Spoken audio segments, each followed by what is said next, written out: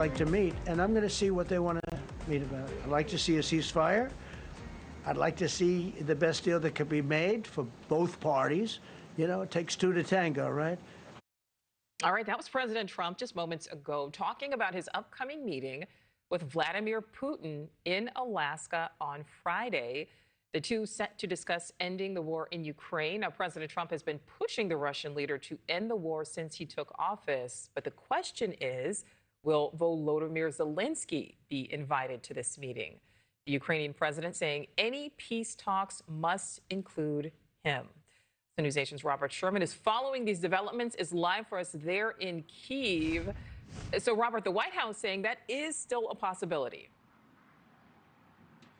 Yeah, the president has said that in theory, President Zelenskyy could show up, although they haven't put him as a part of the plan for all of this at this juncture here, Nichole. But we have a bit of a better idea of exactly how this is going to go on Friday, with the president tapering some expectations, saying he doesn't necessarily expect a deal to come out of this one-on-one conversation with Russian President Vladimir Putin. What he says is objective number one is to determine if the Russian leader is serious in the first place.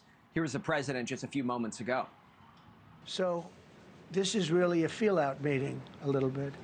And President Putin invited me to get involved. He wants to get involved. I believe he wants to get it over with. Now, I've said that a few times, and I've been disappointed.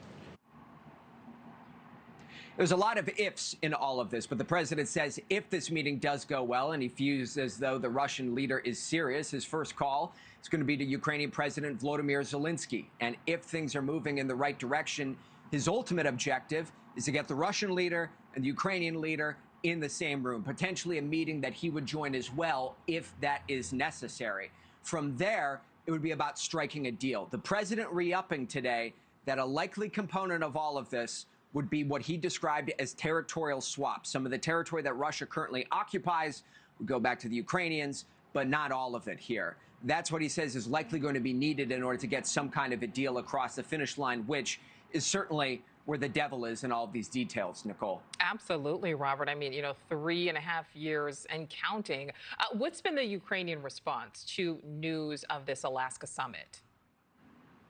Well, certainly there is a lot of skepticism. First of all, that Russia even wants a deal here, but then that a deal can be reached because they hear terms such as territorial swaps. And you even heard Ukrainian President Zelenskyy saying that ceding territory is the antithesis of the sacrifice that has been made by people over the last 3.5 years here. So that's not something that he's interested in. That said, there are a lot of people here on the ground who are hoping that there's a light at the end of this tunnel that leads to some kind of a peace deal and which stops the day-to-day that they deal with local media reporting that just in the last day, 7 people were killed here in Ukraine across the country. But the big distinction here, Nichole, is between negotiations and... Thank you for watching. Subscribe below and download our NewsNation app right now on your phone, and you will get fact-based, unbiased news for all Americans.